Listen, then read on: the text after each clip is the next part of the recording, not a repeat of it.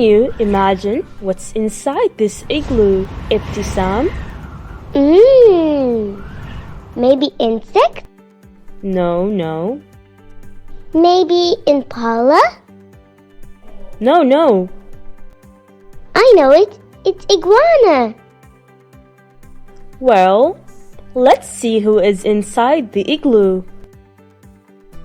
Oh, Ibrahim.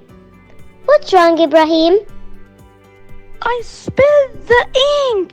No more ink is in my pen.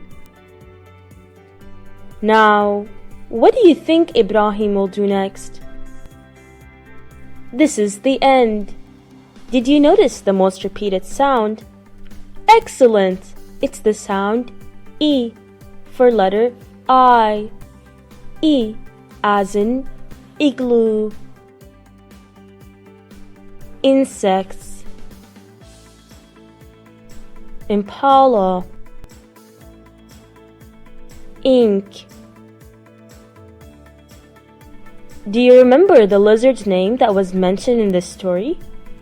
What are the names of these characters?